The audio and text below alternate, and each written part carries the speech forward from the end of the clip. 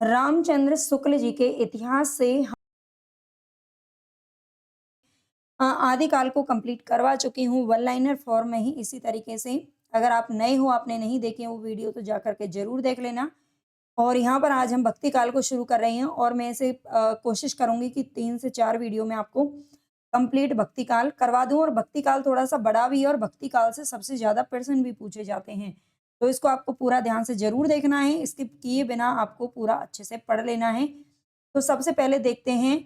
और सबसे पहले मैं आप सभी का स्वागत करती हूँ। अगर आप चैनल पर नए हो तो प्लीज चैनल को सब्सक्राइब जरूर कर लेना, क्योंकि यहाँ से आपको यूजीसी नेट, टीजीटी, पीजीटी या फिर हिंदी की तैयारी की करवाई जाती है। पूर्व पीठिका में देखते हैं। सबसे पहले तो मोनियर विलियम्स के अनुसार भक्ति शब्द की व्युत्पत्ति भज धातु से हुई है। ठीक है, ये ध्यान रखना है, भज धातु से हुई है। किसके? मोनियर विलियम्स के अनुसार भक्ति शब्द की व्युत्पत्ति किससे हुई है? तो ये भज धातु से हुई है। आगे देखते हैं, भक्ति शब्द का सर्वप्रथम उल्लेख श्वेता श्वेतर उपनिषद में मिलता है। ठीक है, भक्ति शब्द का सबसे पहले उल्लेख कहाँ पर मिलता है? तो ये श्वेता श्वेतर उपनिषद में मिलता है। इसको पॉइंट को अच्छे से आपको नोट कर लेना है। ठीक है, अच्छे से इस पॉइंट को नोट कर लेना है, ध्यान रखना। आज थोड़ा सा नेटवर्क में प्रॉब्लम है ना, इसलिए हम थोड़ा क्लास का छोटी रखेंगे, लेकिन इंपॉर्टेंट रहेगी। तो भक्ति शब्द का सबसे पहले उल्लेख किसमें मिलता है, इसका आपको ध्यान रखना है। आगे, भक्ति आंदोलन के उदय के संबंध में कुछ विद्वानों का अभिमत निम्नलिखित है। भक्ति आंदोलन का उदय क्यों हुआ है, इसके पीछे विद्वानों के जो तर्क हैं उनको देख लेते हैं। विद्वान और अभिमत यहाँ पर दे रखा है। तो सबसे पहले नाम आता है ग्रियर्सन का। ग्रियर्सन ने भक्ति को, जो भक्ति आंदोलन है या फिर जो भक्ति काल है, उसका उदय किसकी देन है? तो ईसाइयत की देन मानते हैं। ठीक है, किसकी देन मानते हैं? ईसाइयत की देन मानते हैं। ये आपको ध्यान रखना है। ग्रियर्सन ने ईसाइयत की देन माना है, क्योंकि ग्रियर्सन खुद ईसाई थे, क्रिश्चियन थे। ठीक है, रामचंद्र शुक्ल जी कहते हैं कि ये इस्लामी आक्रमण की प्रतिक्रिया के कारण ही भक्ति काल का उदय हुआ है।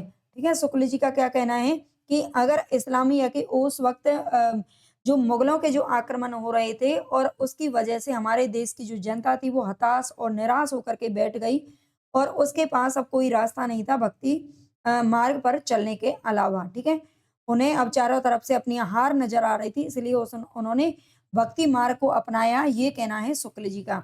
आगे हजारी प्रसाद द्विवेदी जी कहते हैं कि भारतीय चिंतन धारा का स्वाभाविक विकास है।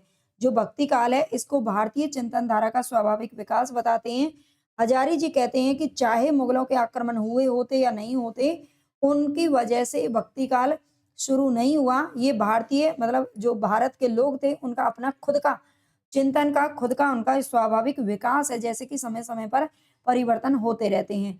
गजानन माधव मुक्तिबोध का ये कहना है कि ऐतिहासिक सामाजिक शक्तियों के रूप में जनता के दुख व कष्टों से भक्ति काल का उदय हुआ है। ठीक है, ये मुक्तिबोध का कहना है कि ऐतिहासिक सामाजिक शक्तियों के रूप में जनता के दुख व कष्टों से क्या हुआ है? भक्ति काल का उदय हुआ है। रामविलास शर्मा जी का कहना है कि भक्ति आंदोलन एक जातीय और जनवादी आंदोलन है। ठीक है, भक्ति आंदोलन को जातीय आंदोलन कहने वाले कौन है? तो ये रामविलास शर्मा जी हैं। संबंध में कुछ विद्वानों के मत निम्न है। यहाँ पर मतलब अभी तो हमने देखा है कि भक्ति आंदोलन का जो उदय हुआ है उसके पीछे क्या मत है, लेकिन भक्ति आंदोलन का उद्गम स्थल है उसके बारे में थोड़ा सा देखते हैं। तो रामचंद्र शुक्ल का नाम सबसे पहले आता है। यहाँ पर शुक्ल जी क्या कहते हैं कि भक्ति का जो सोता दक्षिण की ओर से धीरे धीरे उत्तर भारत की ओर पहले से ही आ रहा था। भक्ति का जो सोता, यानी कि भक्ति काल तो आप जानते हैं, पहले हमने आदिकाल में भी पढ़ा था। अलग अलग धर्मों के लोग थे, अलग अलग अपने धर्मों का प्रचार करने के लिए वो रचनाएं कर ही रहे थे, है ना। और भक्ति का जोश होता दक्षिण की ओर से धीरे धीरे उत्तर भारत की ओर पहले से ही आ रहा था। उसे राजनीतिक परिवर्तन के कारण, ठीक है, राजनीतिक परिवर्तन के कारण शून्य पड़ते हुए जनता के हृदय क्षेत्र में फैलने के लिए पूरा स्थान मिल गया। ठीक है, तो ये शुक्ल जी का कहना है, याद रखना इस पॉइंट को। आगे, आचार्य शुक्ल ने दक्षिण में भक्ति का उद्भव स्वीकार किया है। भक्ति का जो उद्भव है, यानी कि भक्ति की जो उत्पत्ति है, वो सबसे पहले कहाँ से मानी गई है शुक्ल जी के अनुसार?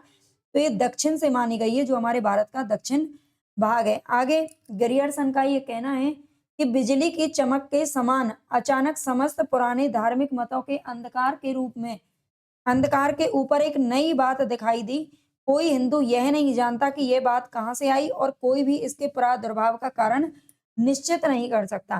ठीक है, बिजली की चमक के समान अचानक से ही समस्त पुराने धार्मिक मतों के अंधकार के ऊपर एक नई बात दिखाई दी। ठीक है, कोई हिंदू ये नहीं जानता था कि ये बात कहाँ से आई और कोई भी इसके प्रादुर्भाव का यानी कि ये कहाँ से इसकी उत्पत्ति हुई है, कहाँ से ये चला है आंदोलन, कहाँ से भक्ति की शुरुआत हुई है, इसका कारण कोई नहीं जान सकता। ये ग्रियर्सन का मानना है। ठीक है, किसका मानना है? ग्रियर्सन का मानना है, ध्यान देना। आगे है, देश में मुसलमानों का राज्य प्रतिष्ठित हो जाने पर हिंदू जनता के हृदय में गौरव, गर्व और उत्साह के लिए वह अवकाश नहीं रह गया। उसके सामने ही उसके देव मंदिर गिराए जाते थे, देव मूर्तियां तोड़ी जाती थी। ये बता रहे हैं कि देश में मुसलमानों का राज्य प्रतिष्ठित हो जाने पर यानी कि यहाँ पर मुगलों का जो शासन था वो आ चुका था और उनका राज्य प्रतिष्ठित हो जाने पर जो हिंदू जनता थी उनके हृदय में गौरव, गर्व और उत्साह के लिए अब कोई अवकाश नहीं रह गया था। उसके सामने ही उसके देव मंदिर गिराए जा रहे थे। ठीक है, देव मंदिर गिराए जा रहे थे। आप जानते हैं, आपने पढ़ा होगा, मोहम्मद गौरी हो या फिर उस वक्त के कई शासक थे जिन्होंने बाहर से आए और हमारे मंदिरों को गिरा देते थे, मंदिरों में देव मूर्तियों को तोड़ रहे थे, चुरा करके ले जाते थे और पूज्य पुरुषों का अपमान होने लगा था और वे कुछ भी नहीं कर पा रहे थे। जो हमारे देश के लोग थे वो इतने असहाय थे कि कुछ भी नहीं कर पा रहे थे। ऐसी दशा में अपनी वीरता के गीत ना तो वे गा सकते थे और ना बिना लज्जित हुए सुन ही सकते थे। आगे चलकर जब मुस्लिम साम्राज्य दूर तक स्थापित हो गया, तब परस्पर लड़ने वाले स्वतंत्र राज्य भी नहीं रह गए थे। इतनी भारी राजनीति उलटफेर के पीछे हिंदू जन समुदाय पर बहुत दिनों तक उदासी छाई रही। अपने पौरुष से हताश जाति के लिए भगवान की शक्ति और करुणा की ओर ध्यान ले जाने के अतिरिक्त दूसरा मार्ग ही क्या था? ठीक है, तो ये पूरा यहाँ पर वाक्य जो है ये किसका कहना है? तो रामचंद्र शुक्ल जी का कथन है। ठीक है, ये जरूरी नहीं है कि इतना लंबा चौड़ा पूछा जाए, लेकिन इसमें से एक दो लाइन भी आपको हमेशा ही पूछी जाती हैं। आगे है, लेकिन जोर देकर कहना चाहता हूं कि अगर इस्लाम नहीं आया होता तब भी इस साहित्य का अब बारह आना वैसा ही होता जैसा कि आज है। यानी कि भक्ति काल का जो साहित्य लिखा जा रहा है वो वैसा ही लिखा जाता जैसा कि लिखा जा रहा है, या फिर जैसा ये भक्ति काल चल रहा है वैसा ही होता अगर इस्लाम नहीं आया होता तब भी। ठीक है, ये किसका कहना है? तो ये हजारी प्रसाद द्विवेदी जी का कहना है। ये वल्लभाचार्य जी का कथन है। वल्लभाचार्य जी क्या कहते हैं? इच्छाक्रांतेषु देशेषु पापै कलये कनिलयेषु च सत्पीडा व्यग्रलोकेषु कृष्ण एव गतिर्मम। ठीक है, तो ये किसने कहा है? कृष्ण नामाश्रय स्रोत से लिया गया है, जो कि वल्लभाचार्य जी का कथन है। आगे देखते हैं, जॉर्ज ग्रियर्सन ने भक्ति काल को हिंदी साहित्य का स्वर्ण युग की संज्ञा दी है। ठीक है, ग्रियर्सन ने भक्ति काल को हिंदी साहित्य का क्या बताया है? तो स्वर्ण युग की संज्ञा दी है, ये ध्यान रखना। एक और नाम आता है भक्ति काल को स्वर्ण काल की संज्ञा दी है श्याम सुंदर दास जी ने, तो उनका भी नाम याद रखना। डॉक्टर रामविलास शर्मा ने भक्ति काल को लोक जागरण काल की संज्ञा दी है। ठीक है, लोक जागरण लोक जागरण काल की संज्ञा किसने दी है? तो रामविलास शर्मा जी ने दी है। और जबकि आचार्य हजारी प्रसाद द्विवेदी ने भक्ति आंदोलन को लोक जागरण की संज्ञा दी है। लोक जागरण काल, सिर्फ काल जोड़ दिया है किसने? रामविलास शर्मा जी ने, और लोक जागरण का है हजारी प्रसाद द्विवेदी ने। तो दोनों ही पॉइंट याद रखना। आगे हम देखते हैं, इसके चार भागों में ये इसको बांटा गया है भक्ति काल को। अब चार भागों में से इसका जो पहला भाग आता है, अच्छा इसमें धारा दो ही है, सगुन धारा और निर्गुण धारा। ठीक है, सगुन धारा और निर्गुण धारा। निर्गुण धारा के दो भाग हैं। ठीक है, और सगुन धारा के भी दो भाग हैं। निर्गुण धारा में ज्ञानाश्रयी शाखा और जो प्रेमाश्रयी शाखा है सूफियों की, दोनों आती हैं। तो सबसे पहले आज हम यहाँ पर पढ़ने वाले हैं निर्गुण धारा की जो ज्ञानाश्रयी शाखा है, इसके बारे में देखेंगे। उन्होंने कई नाम दिए हैं जो कि निम्न है। यहाँ पर सबसे पहले तो इसका नाम देख लेते हैं। रामचंद्र शुक्ल जी ने ज्ञानेश्वरी शाखा का नाम दिया है। हजारी प्रसाद द्विवेदी जी निर्गुण भक्ति का नाम देते हैं। राम कुमार वर्मा ने संत काव्य का है। परशुराम चतुर्वेदी और गणपति चंद्र गुप्त और राम कुमार वर्मा तीनों ने संत काव्य का नाम दिया है। ठीक है, ये अच्छे से आपको याद रख लेना है। राम कुमार वर्मा, परशुराम चतुर्वेदी और गणपति चंद्र गुप्त तीनों विद्वानों ने संत काव्य के नाम से पुकारा है। शुक्ल जी ने ज्ञानेश्वरी शाखा का है और हजारी जी ने निर्गुण भक्ति काव्य कहा है। इसको याद रखना। आगे है, संत काव्य धारा के प्रथम कवि और प्रस्तोता निम्नलिखित हैं।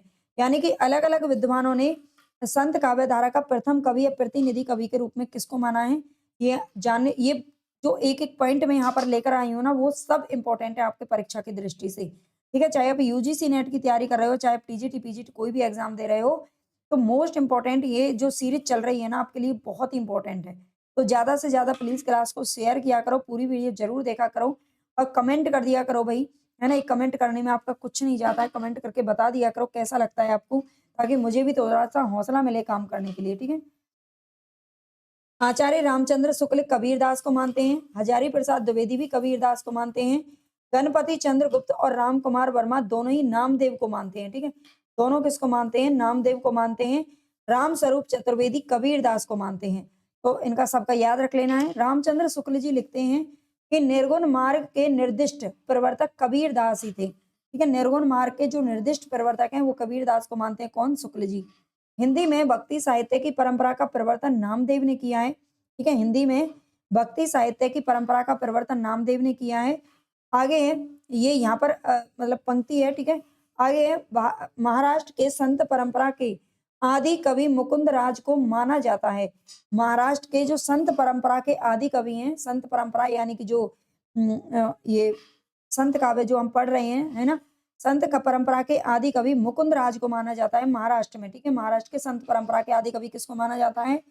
तो मुकुंद राज को माना जाता है। इन्होंने सन 1190 ईस्वी में मराठी का पहला काव्य ग्रंथ विवेक सिंधु लिखा था, ठीक है? विवेक सिंधु मराठी का पहला काव्य ग्रंथ है जो इनके द्वारा लिखा गया।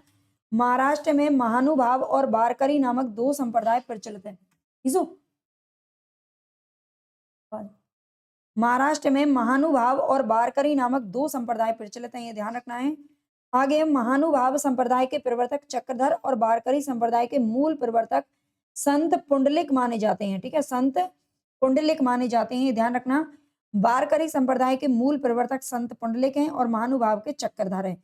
किंतु ऐतिहासिक दृष्टि से वारकरी संप्रदाय के प्रथम उन्नायक संत ज्ञानेश्वर को माना जाता है, ठीक है? एक-एक पॉइंट इंपॉर्टेंट है, ध्यान रखना। महाराष्ट्र के जो भक्त संत हैं नामदेव, इनका संक्षिप्त परिचय यहाँ पर दे रखा है। संप्रदाय से किससे संबंधित थे? संत नामदेव जी वारकरी संप्रदाय से संबंधित हैं। 1135 में इनका जन्म हुआ था और 1215 तक ये बने रहे। इसके बाद दर्जी जाति के ये किस जाति से संबंधित है? तो दर्जी जाति से संबंधित थे। विनोबा खेचर, विनोबा खेचर इनके विनोबा खेचर इनके गुरु का नाम था। और इसके बाद है मराठी अभंग, इनकी जो रचना है मराठी में अभंग लिखी गई और हिंदी में गुरु ग्रंथ साहिब लिखा था, ठीक है? ये ध्यान रखना है। नामदेव की भाषा की बात करें तो सगुन भक्ति के जो पदों की भाषा है वो इन्होंने ब्रज भाषा लिखी है और निर्गुण पदों की जो भाषा है वो नाथ पंथियों द्वारा गृहीत खड़ी बोली या सदुक्कड़ी भाषा का प्रयोग इन्होंने किया है, ठीक है? सगुन भक्ति के कुछ पद इन्होंने लिखे थे वो ब्रज भाषा में लिखे और निर्गुण पदों की जो भाषा है वो सदुक्कड़ी भाषा या फिर खड़ी बोली है। प्रमुख संत कवियों का संक्षिप्त जीवन वृत्त यहाँ पर हम देख लेते हैं। जो संत कवि कौन-कौन है, ये सबसे इम्पोर्टेंट है और यहाँ पर मैंने थोड़ा-सा पेज का ही ले लिया है ना? इसको टाइप करने में थोड़ा ज़्यादा टाइम लगता है। संत कवियों में सबसे पहले नाम यहाँ पर आता है रैदास का। रैदास, रैदास का जन्म हुआ था 1388 और 1518 तक इनका जन्म है। काशी में जन्म हुआ था। रामानंद गुरु का नाम है। चमार जाति से ये संबंधित थे। कबीरदास का जन्म 1398 ईस्वी 1518 तक रहे।